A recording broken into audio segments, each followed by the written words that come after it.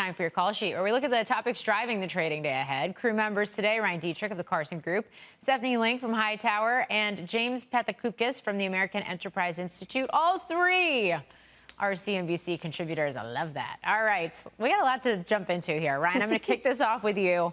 We've gotten softer than expected or in-line inflation data so far this week. We're going to get UMich numbers, including an inflation reading there this morning, and retail sales. Your thought?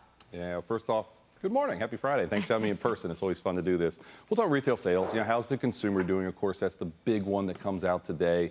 I think what's interesting is I know the labor market last week had some weak-ish data with the jobs number. Morgan, one of our contrarian calls the rest of this year, I think labor market's actually better than people give it credit for. Unemployment rate still historically low. Initial claims are still low. One more, that ISM manufacturing last week showed above 50, so expansion for the first time in years. So I think the labor market maybe averages about 50,000 jobs the rest of this year, which is what we need to keep unemployment a lid on it and keeps the economy moving. Well, and to that point, you've certainly seen a shift in market expectations around, Fed hikes versus a Fed on hold now through the rest of the year with some of these readings. So Jimmy, want to get your thoughts on all of this, especially when we're talking about a retail sales number at a time when the average price of a gallon of gasoline is the highest it's ever been on record for this time of year.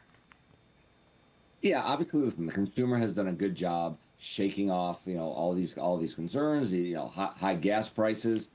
But the way I tend to look at it is sort of as a cumulative pressure on consumers, a cumulative pressure on the economy. I don't love the message the markets are sending as far as interest rates. I know stocks are up because we have good profits, but that isn't like a broken record on this. But I am really concerned that the markets are sending a message about U.S. debt, about the sustainability of sort of a high inflation economic policy, which includes tariffs. Listen, I'm glad the consumers are doing great for the moment, but those sorts of pressures, oil prices, tariffs, month after month, give me great concern and pause. Plus interest rates. Okay. I mean, along those lines, you got USMCA negotiations continuing here. We continue to get some more headlines. De minimis court decision that was in favor of the Trump administration. I believe that was yesterday as well. You got drone tariffs now, too. Okay, so we have all that to think about if you're an investor, Stephanie. Then you also got to think about the bond market overall, because on the one hand, to that point, what are you seeing in the long end? Highest yields at a long bond auction since 2001. That's for the $25 billion 30-year auction that happened yesterday. On the other hand, we continue to see quite a bit of corporate debt issuance, high grade, investment grade debt issuance, including this Monday, which I think was like the busiest day in 7 months.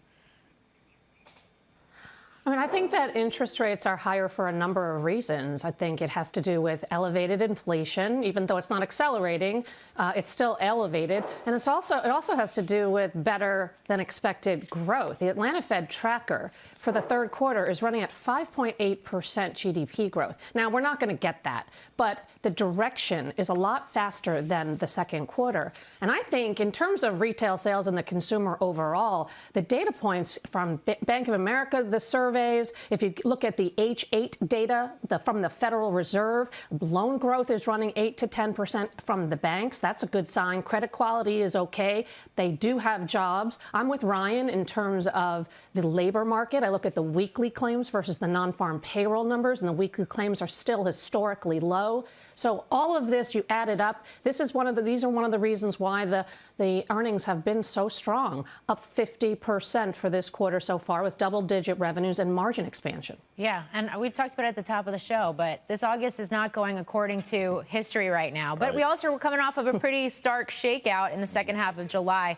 I mentioned at the top of the show, Ryan. I mean, we've seen some a reigniting of some parabolic moves in some of the semi stocks, some of the AI infrastructure stocks as well since those lows at the end of July. Well, kind of combine what Jimmy just said and Steph just said. Message of the markets. I love hearing that. Look what's happening right now, right? Remember private equity, and everyone said how terrible those were and how it was going to bring the market down. They're leading. They're breaking out. Right now, you have consumer staples on a relative basis, Morgan, to the S&P 500 hitting the lowest level ever. That's very bullish. You want that defensive area to lag. Lastly, U.S. dollar looks very toppy. A lot of people expect the dollar to go higher. If the dollar goes lower, that's usually a risk-on sign also. So I know August usually weak. maybe August, September surprises this year to the upside because we had that early weakness this year already. Yeah, interesting. Of course, maybe speaks to that gold rally we've been seeing here, Exactly. too. Okay, we got 1 minute left. I'm going to see how quickly we can get through here. Jimmy, we're having this conversation. It's a midterm election year. We got more primary surprises this week. Yeah, we have primary surprises, and we may get a few more.